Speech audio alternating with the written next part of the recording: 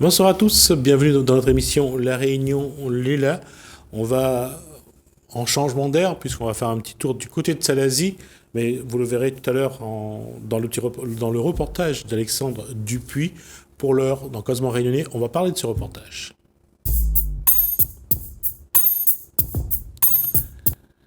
Alexandre Dupuis, bonsoir. Bonsoir, j'y suis. Alors, j'ai dit, on part en changement d'air à Salazie. C'est toujours le cas, c'est-à-dire quand on quitte Saint-Paul, on quitte Saint-Denis, quand on quitte le littoral, on monte dans les hauts. C'est vraiment un changement d'air? C'est vraiment un changement d'air, oui. J'ai dit ça pourquoi? Parce que pour vous, c'était un changement d'air. Oui. C'est vrai que dans le temps longtemps, à Saint-Denis, quand on allait par exemple à Saint-Gilles, c'était du changement d'air, c'était en cas de changement. Non, voilà. D'ailleurs, à l'époque, on appelait ça un campement, je crois. C'était le terme changement d'air. Changement d'air, c'était de monter dans les hauts. Ouais. Mais je crois que c'était aussi pour Saint-Gilles aussi, on disait ça, il me semble. Pour Saint-Gilles, enfin, je crois, j'en suis pas sûr, mais je crois que c'est aussi pour Saint-Gilles. C'est aussi bien pour les Hauts que pour Saint-Gilles. Bon, c'est à vérifier. Hein. Alors, pourquoi Salazie, on dit souvent changement d'air? Parce que il y a une chose que nos cirques, que ce soit Sillaos, Salazie et bien sûr Mafate, gardent pour nous et jalousement, et on remercie ceux qui font ça, c'est de garder cette carte postale de la Réunion des années d'avant. Oui, c'est formidable parce que alors là dans mon reportage vous allez voir un événement qui se passe pendant la fête de la musique, c'est en 2019, c'est pour ça que les gens ne sont pas masqués, c'était la belle époque où nous n'étions pas masqués. Donc l'atout de Salazie, c'est d'avoir réussi à conserver son patrimoine aussi bien architectural que musical, et d'ailleurs nous allons le voir dans notre reportage, dans notre reportage, Laurent Chankam qui a créé son école de musique à Salazie, et son école est dans le village de Salazie, là où c'est carrément en face de la mairie. Hein. Alors on va juste situer, donc il y a l'école qui est donc, vous avez la mairie qui est quand vous faites face à l'église. Quand vous faites face à l'église, la mairie est à gauche. À gauche, et l'école est à droite. L'école est à droite, et juste à côté, il y a une école maternelle, je crois, qui est à côté de l'école de musique. Ouais. Donc pour ceux qui sont de là-bas ou qui connaissent bien Salazie, comme ça vous savez, et c'est à l'étage, je crois.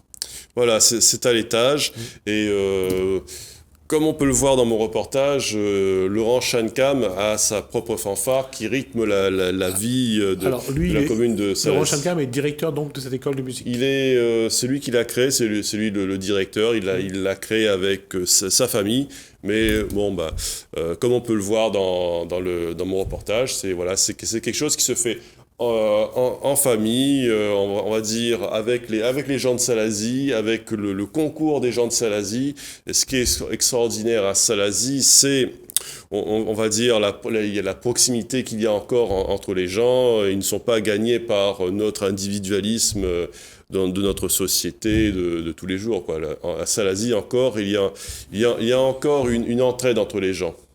Alors on va juste rappeler que les fêtes comme la fête de Goyavier, la fête des chouchous, ou la fête de l'ail à la petite île, ces fêtes-là démarrent généralement avec à la tête du cortège qui va aller au podium, et avant les interventions des élus, ouvre le cortège, et généralement la grosse caisse, les trompettes, les instruments, des instruments en cuivre, parce que ce qu'on appelle aussi l'orchestre en cuivre, c'est ce qui a, des années 50 à aujourd'hui, a rythmé un petit peu ces fêtes, je dirais, de quartier, ces fêtes des fêtes souvent de produits. Quand on parle de chouchou, on parle goyavier, c'est pour mettre en avant des éléments du terroir, et ça, aujourd'hui, on se rend compte à quel point ces instruments-là ont de la valeur, et surtout les gens qui continuent à faire vivre cette réunion-là, merci à eux. D'ailleurs, Jismi, ça me fait penser lorsque tu avais invité le monsieur qui est accordéoniste, voilà, je vais réussir à le dire, accordéoniste. Régis Sakai. Voilà, et donc qui a toujours ce savoir-faire des vieux instruments, qui essaye de transmettre cette passion aux jeunes, aux générations à venir. C'est quelque chose qui manque de plus en plus. Et d'ailleurs, la fanfare, moi la fanfare, ça me fait penser un petit peu à ce qu'on appelait là, aux trompettes au temps du Moyen-Âge, ce qu'on appelait le héros. C'est pas le héros H-E-R-O-S, c'est le héros... H-E-R-A-U-L. Voilà. Voilà, c'est celui qui sonne, pas le tocsin, mais qui annonce la venue de quelqu'un d'important dans une région. Ça, c'est très intéressant. Et puis il y a aussi le fait qu'autour de ces orchestres, des orchestres en cuivre, et là on va saluer M. Mandrin qui lui a aussi son orchestre à Saint-Benoît, combien ces orchestres-là gardent aussi autour toute une façon de vivre, une façon de concevoir la musique. Et on dit souvent la musique longtemps, ce qui est une erreur parce que la musique, elle est toujours actualisée. Et cette musique-là, aujourd'hui, beaucoup de Réunionnais ont plaisir à la réentendre, à la réécouter, parce que c'est aussi porteuse de valeurs de nos vies d'avant. Ah bah ça c'est sûr. De toute façon, la musique c'est très important, que ce soit la musique longtemps ou la musique récente. C'est quelque chose de très important dans nos vies. Quand on est en voiture, il y a un poste de radio. Et puis il faut pas oublier que Télécréole est une chaîne musicale. Et donc les gens écoutent souvent la musique sur Télécréole. Donc la musique est une chose importante qui rythme nos vies et on ne peut pas vivre sans musique. L'humain a besoin de musique, ça fait partie de son équilibre. On va reprendre juste une phrase d'une des chansons de Bernard Lavilliers qui disait que la musique est un cri qui vient de l'intérieur. Et ce cri-là, je pense qu'avec cette crise Covid, je pense que le Réunionnais qui a passé la quarantaine va avoir besoin de retrouver un petit peu ces sonorités, cette façon de vivre pour se retrouver. Parce qu'avec ce Covid, on a un peu perdu nos repères, on a perdu un petit peu ces liens qu'on avait avec notre environnement. Et on dit toujours, quand on ne sait pas où on va, il faut toujours savoir regarder d'où on vient pour pouvoir reconstituer un petit peu ce que nous sommes. Et l'orchestre en cuivre, on l'a vu dans les années 50, 60, 70, 80, et jusqu'à maintenant, on continue à mettre en avant cette façon de vivre la musique, parce que la musique qui est faite par un orchestre en cuivre, ou alors est totalement différent par ce qui est fait sur l'électronique, et surtout quand la musique est assistée par ordinateur, on n'a pas les mêmes sonorités. Mais encore une fois, comme je dis, c'est une façon de vivre. Et d'ailleurs, ceux qui entretiennent cette façon de vivre ont généralement plus de 40 ans, plus de 50 ans, pour un peu plus. Il y en a qui ont 80 ans, et ça, c'est quelque chose de très fort. Oui. Bah, il y a une transmission. On peut parler, par exemple, des Padjones maintenant, qui sont vraiment les héritiers de cette ancienne musique. On a reçu de ces musiciens sur le plateau il y a quelques temps. Ouais. Et c'est vrai, comme dit Alexandre, ce sont des points de repère. Ouais. Et nos anciens nous parlent des Jokari. Maintenant, la musique a évolué. Maintenant, la musique, c'est Ziska Khan, c'est Gilbert Pugna qui reprennent un petit peu aussi ces anciennes sonorités pour les transformer. Ce qui est intéressant dans mon reportage, c'est que Laurent Shankam est lui-même l'héritier de tout cet héritage, parce que vous allez voir que dans mon reportage, il parle des différents musiciens de Salazie qui comptent, et aussi des anciens bals La Poussière qui rythmaient la vie des villages ici à La Réunion. C'était surtout les gens, la sociabilité, c'était à l'église, et aussi pendant les bals La Poussière. Donc ces bals, c'était aussi un moyen de se rencontrer. À l'époque, il n'y avait pas de bar, de discothèque et tout ça. C'était les bals de La Poussière. Les bals de La Poussière. Et d'ailleurs, alors dans mon reportage, on peut voir que la fanfare rythme un jour c'est la fête de la musique, pendant laquelle on peut voir monsieur le maire de Salazie, Stéphane Foissin. Il y a aussi Madame Sidolène Papaya et Monsieur Manoro. Et donc le thème, c'est le développement durable et l'écologie. D'ailleurs, on peut voir derrière eux, c'est marqué Station Verte, parce que Monsieur le maire a réussi à décrocher pas mal de labels pour sa ville. Et c'est toujours le thème, c'est l'écologie en fait. C'est l'écologie, le développement durable. Il y a une remise des prix, et les prix qui ont été faits par le ferronnier Monsieur Gaz. Donc vous verrez que la musique englobe tout ça. C'est un tout. C'est comme tu le disais, Smith, c'est le lien social entre les gens. C'est la vie de la commune. La musique, c'est très important. Alors, juste pour revenir sur ce que on va montrer, et puis il faut aussi parler de l'importance d'une école de musique dans une commune, parce que la transmission de la musique, aujourd'hui, ne se fait pas que sur Google, sur YouTube ou sur Deezer, qui, pour les générations qui arrivent, c'est normal, c'est leur façon de faire. Mais pour la génération d'après, ceux qui ont plus de 40 ans, aujourd'hui, on voit, et on aura l'occasion de vous le montrer, il y a des gens qui ont collectionné les vinyles. Et dans les cases de La Réunion, il y a des trésors comme ça qu'il va falloir qu'on aille chercher et montrer et faire réécouter, parce que le son des vinyles n'est la même chose que ce qu'on pouvait voir aujourd'hui sur les CD, et montrer aussi qu'il y a un public, parce que on a peut-être sans doute évolué très vite en 40 ans, mais en 40 ans, beaucoup ont gardé leurs racines. Et ça, on le voit surtout du côté de Salazie, où j'allais dire, les relations humaines restent humaines, ce qui n'est pas le cas pour tout le monde. Oui, à Salazie, les relations restent humaines, en effet. Et Gispi, tu me parlais des anciens vinyles et tout ça. C'est sûr que les anciens supports ont leur charme. Maintenant, il y a la musique sur Internet, mais la musique sur Internet, ce n'est pas du son wave, c'est du son compressé qui perd beaucoup en qualité. Donc, pour conserver la qualité, il y a les CD, mais surtout les vinyles. Et d'ailleurs, ça me fait penser à une anecdote. Je t'avais parlé de mon père, de feu mon père, le docteur Jean-Paul Dupuis, qui est décédé en 2012.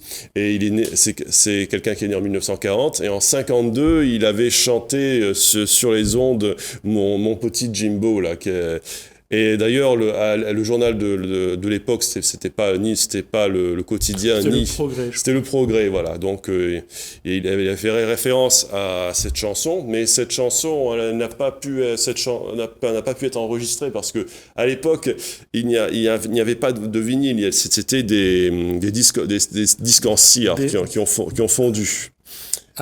J'allais dire, c'est des manches-disques, je crois.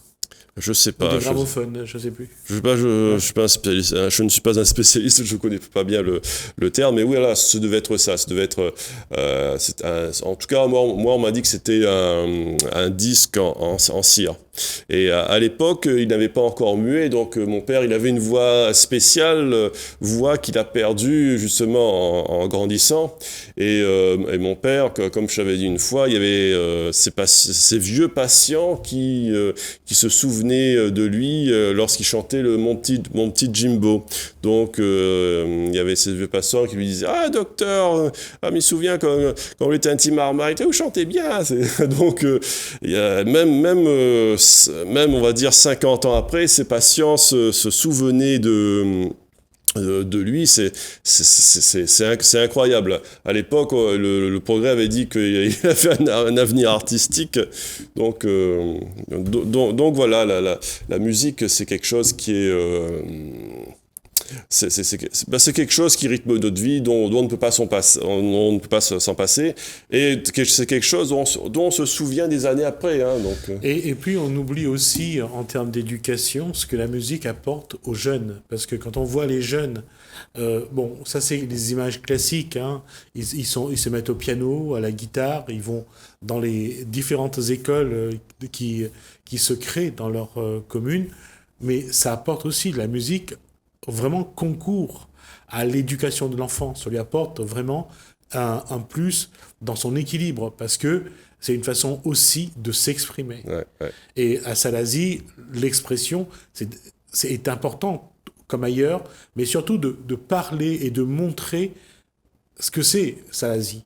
Parce que à travers les jeunes qui jouent, à travers le directeur de cette école, c'est aussi de vibrer au son de ce cirque qui a produit plus que du chouchou, mais également des talents.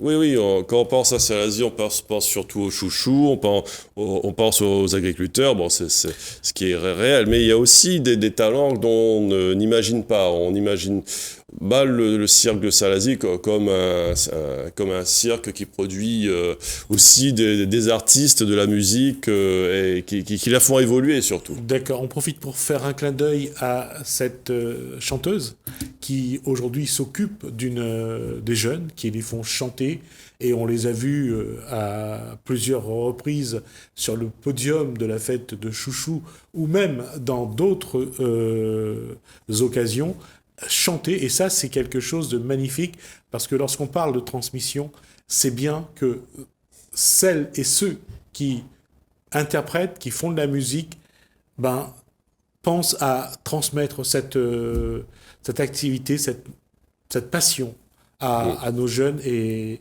on découvre qu'après, ça révèle aussi des talents. Alors, dans ce reportage d'Alexandre Dupuis, ce qui est bien, c'est de voir que ça accompagne une petite action, et de voir aussi qu'à côté, il y a la musique, il y a bien, comme dans toutes les fêtes, je dirais, les kermesses, les rendez-vous, c'est que le maire s'exprime, les maires de Salazie s'expriment, et qu'à côté, on voit que ce qui a fait la force aussi d'un environnement, ce sont les femmes, pour ce qu'elles apportent. Bien sûr, elles sont là pour leurs enfants également, mais elles sont présentes parce que c'est elles qui apportent toute la logistique, ce petit côté rustique, ce petit côté du terroir et cette identité salazienne. Et là, je pense qu'à l'occasion, les gens ne se sont pas privés de ça. Oui, et d'ailleurs, Gismi, tu parles des femmes, et il y a Madame Sidolène Papaya qui joue un grand rôle à Salazie, et c'est mon amie, et je trouve que c'est une femme qui apporte beaucoup au cirque. Et dans mon reportage, on peut voir qu'il y a une vraie synergie entre les Salaziens et l'équipe de Monsieur le maire. Il n'y a pas que Monsieur le maire, il y a aussi son équipe qui sont très soudés, qui rythment vraiment la vie de Salazie, et qui font tout pour développer le cirque, que ce soit aussi bien pour sauver le patrimoine, pour entretenir ce qui est fait, et aussi pour produire des projets qui sont plus dans le progrès technologique. Par exemple, il y a un prix qui a été remis, c'est Cybersalaz. Donc là, on n'est plus dans la tradition, on se projette dans l'avenir, on se projette dans le numérique, l'Internet, peut-être la cybernétique, mais Salazie n'est pas que tourné vers le passé, mais il y en a beaucoup qui voient l'avenir. De toute façon, on dit toujours que pour montrer le passé, et il faut que le présent soit de nouveau et des moyens non seulement pour montrer le passé, pour le préserver, et surtout pour le préparer pour l'avenir. Parce que, qu'on le veuille ou pas, ça reste quand même un cirque très... géologiquement, c'est escarpé. Hein. Il faut... Oui, ça se mérite comme voilà. Silaos. Voilà. Ça se mérite, et ça c'est vrai. Mais encore une fois, bravo à ces jeunes de Salazie qui maintiennent la tradition, qui participent à la transmission, et bravo à ce directeur d'école qui vraiment... Laurent Schenkam, voilà. qui vraiment permet cette transmission. Ouais. Oui, c'est un grand bravo, comme tu le dis, à Laurent Chancam qui a permis de créer cette école, qui est vraiment, on va dire, un poumon dans le cirque de Salazie, qui est capable de rythmer la vie, qui permet de concourir au lien social, qui est déjà très fort, mais c'est quelque chose qu'on a négligé. Par exemple, dans les grandes villes, il n'y a plus vraiment de fanfare. Voilà, c'est dommage, hein, parce que la fanfare, ça a un charme fou. Merci Alexandre Dupuis pour cet échange et surtout pour d'avoir ensemble préparé pour montrer ce reportage que vous avez réalisé et voir un petit peu que la musique, c'est aussi une affaire de jeunes et c'est important que les jeunes s'y mettent également. Je vous propose de regarder ce reportage et peut-être après un autre reportage si c'est nécessaire. On se retrouve juste après.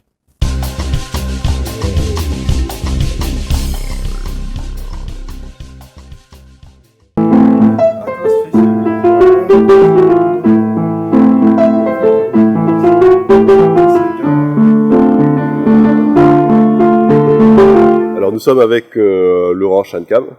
Donc Laurent, quelle merveilleuse idée d'avoir créé cette école de musique, cette fanfare au cœur du cirque de Salazie. C'est une idée collective qui vient de toute ma famille. On est une famille de musiciens en fait, avec mon père, mes frères et sœurs. Et aujourd'hui, bien sûr aussi ma femme aussi. Et aujourd'hui, voilà cette idée grâce à l'adhésion des Salaziens qui a pu voir le jour. Et cette année, cette école a 7 ans. D'accord.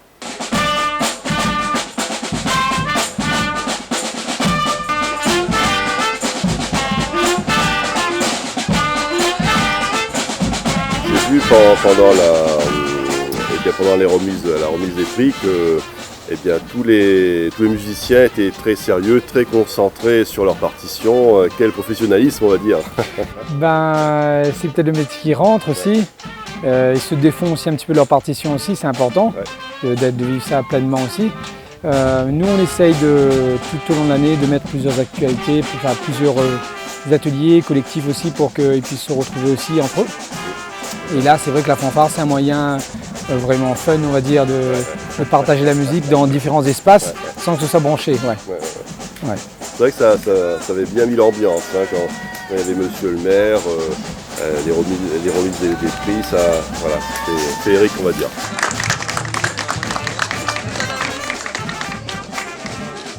Je voudrais mettre en valeur aujourd'hui Madame Dorine Cisaille, ici présente, qui est celle qui vous a préparé les pâtisseries que vous voyez sur cette table. C'est une nouvelle pâtissière, elle est récemment diplômée, qu'on applaudit très fort. Bravo, félicitations. Nous avons des talents à Salazie, ces talents se réveillent là aujourd'hui pour vous, donc profitez-en, goûtez. Et elle travaille sur commande, c'est bien ça, Madame Cisaille, sur commande pour tout ce qui est baptême, communion, mariage, tout ce que l'on peut fêter, et même les buffets de Noël, enfin tout ce que l'on peut, c'est l'occasion de faire appel à elle en la remerciant et bravo d'avoir ouvert votre petit atelier à Maramartin. Merci. Le collège Auguste Lafayette, pour le cadre photo.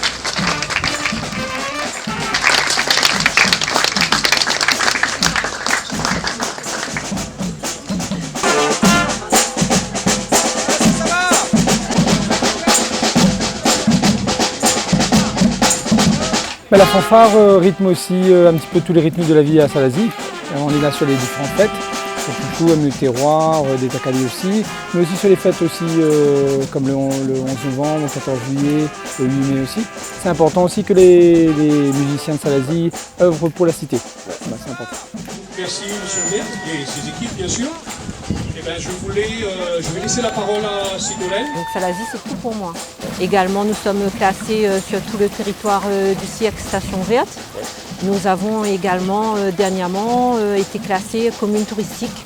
Nous projetons également un classement station touristique. Donc un grand merci également forcément au comité Station Verte de Salazie parce que depuis 4 mois, on se réunit pour améliorer et apporter des choses nouvelles de qualité. Merci à vous et nous vous remercions d'être nombreux à répondre présent aujourd'hui à cette journée de résultats et de remise des récompenses du concours de décoration de Noël de 2019. J'ai vu que vous avez fait aussi des recherches sur les différentes familles de musiciens du cirque et sur les familles qui ont joué du Sega, qui ont animé les balles La Poussière. Voilà, Salazie, c'est un territoire déjà où il y avait beaucoup de gens qui ont œuvré en fait. Hein. Déjà dans les années 70, les musiciens de bal qui jouaient là en face à la mairie et dans plusieurs endroits. En fait, des gens montaient dans les hauts pour les frais et pour s'amuser. Et donc vous avez encore dans Salazie des familles dans chaque quartier qui... et par exemple aussi sur Grande Sillette, on a la famille Brancalin aussi, famille violoniste, guitariste et ainsi de suite, accordéoniste. Sur Elbourg aussi, on a les Manoro et les Lafables aussi, voilà, qui jouent aussi depuis des années. Tout d'abord, je remercie chaleureusement notre président de l'association du pays d'accueil, M. Patrick Manoro, association qui est organisateur de cet événement, et également avec son référent, M. Bernard Macoral, qui toujours est là pour mettre le paquet. Voilà. Mais c'est pas tout, puisque votre association, à travers le pays d'accueil, Monsieur le Président, met en avant le développement durable dans la décoration de Noël, et ce concours en est l'illustration et la preuve.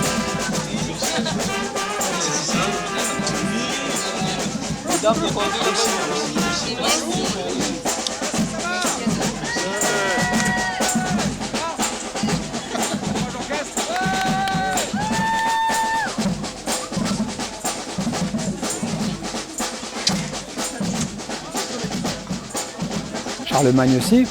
Voilà, et sur Mars Citron, vous avez eu à l'époque aussi les Cologons, voilà, qui avaient des clics, qui avaient une petite fanfare. Donc voilà, il y a c'est une terre tradition. Voilà, Salazie, c'est une terre aussi où il y a eu dans les années 70 beaucoup de musiciens qui venaient jouer ici pour les balles et concerts, mariages et tout ça.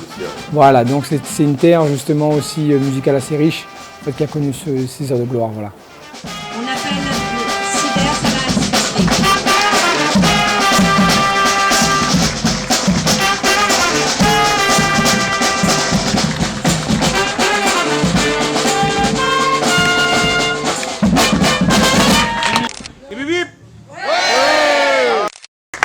Saxophoniste Ludovic Lebeau, Wilfried. On avait des clips de choc aujourd'hui, on avait Lucia, Sylvie, Julie. Chez les percussions, on avait Florent, Nathan, Anne. Non, ça mange un peu. Alors, venez.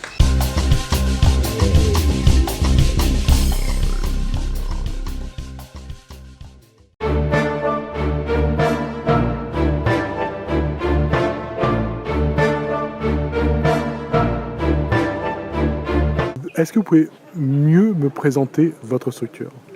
Alors, la Chambre régionale de l'économie sociale et solidaire de la Réunion existe depuis 1982, donc 38 ans depuis décembre 2020, et a des missions qu'on appelle régaliennes, définies dans la loi de 2014, du 31 juillet 2014, qui détermine ce que c'est que l'économie sociale et solidaire, ses valeurs, ses principes, ses modèles économiques, mais également qui définit les missions des CRES. Les CRES, vous en avez 18 au niveau national, dont une à La Réunion, une à Mayotte, Guyane et Antilles.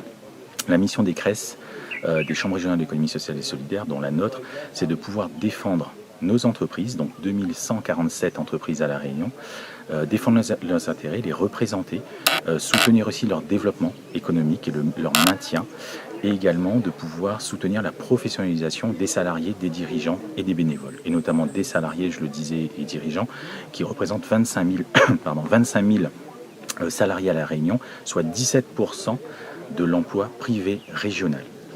Qu'est-ce qui explique, quels sont les critères qui font que ces entreprises entrent dans le cadre de CRES? Alors, pour faire partie de l'ESS, c'est la loi de 2014 qui l'a définie, bien que l'économie sociale et solidaire existe déjà depuis des générations, voire des siècles. Ce n'est pas moi qui le dis, mais c'est l'histoire. Il faut respecter 3 grands principes. Le premier principe, c'est la gouvernance partagée. Un homme égale une voix. À l'identique du modèle associatif, loi 1901, ce n'est pas l'actionnariat qui détermine le pouvoir dans une entreprise de l'ESS ou dans une association également, c'est simplement l'homme en lui-même. Deuxièmement, c'est la lucrativité est possible, mais elle est limitée. Donc le partage de bénéfices n'est pas dédié à 100% aux actionnaires, mais doit être réinvesti soit dans la structure elle-même, soit sinon partagé également avec les salariés. Et le troisième principe, c'est la finalité de l'établissement. Il s'agit d'une finalité ou d'un but. Cet établissement doit avoir un but social, sociétal ou environnemental. Et ces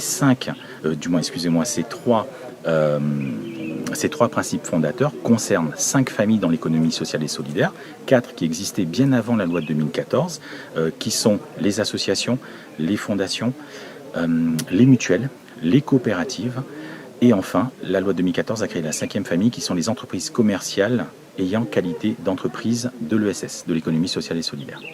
Donc c'est 2147 entreprises à La Réunion.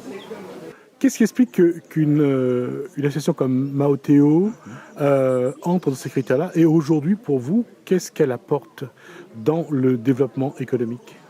Alors l'association Maoteo, compte tenu de ses statuts, fait partie de l'ESS puisque c'est une association employeuse et qui développe des projets socio-économiques sur le territoire. Premier point. Donc elle répond également aux 3 principes fondateurs de l'économie sociale et solidaire, de par son statut et de par ses activités. Pourquoi Maoteo et pourquoi nous sommes présents aujourd'hui? Puisqu'en fait depuis 2015, la Chambre régionale de l'économie sociale et solidaire de La Réunion s'est associée au réseau des CRES nationales, donc les 18 autres CRES, pour promouvoir nos entreprises. Donc depuis 5 ans maintenant, nous organisons les prix régionaux de l'ESS qui ont pour objectif de promouvoir et de valoriser les activités locales, donc dans chacune de nos régions, que nous primons, et le lauréat local, donc régional de La Réunion, va concourir avec chaque lauréat de l'Île-de-France, de la région PACA, de Mayotte, de la Martinique et de la Guyane, et pourra donc obtenir, ou pas, mais ce que l'on souhaite, obtenir donc le prix national de l'ESS. Voilà. Et l'objectif du prix ESS, je vous le disais, c'est vraiment de pouvoir identifier les pépites, les talents sur nos territoires. Et à ce titre, Maoteo, ce sont les membres du jury des prix de l'ESS qui sont composés donc d'administrateurs de notre chambre, mais également de la chambre de commerce, de la chambre de métier. Nous l'avons vu donc de POC, de France Active Réunion également, et d'autres partenaires ont souhaité mettre en valeur et primer l'association Maoteo sur le volet utilité sociale, compte tenu de son projet agrotouristique, premièrement, et deuxièmement également compte tenu de son approche sociale, sociétale et solidaire, puisque Maoteo, à travers ses activités, accompagne des demandeurs d'emploi, mais également des personnes en situation de handicap à la réinsertion professionnelle, à travers une alimentation raisonnée, une agriculture raisonnée.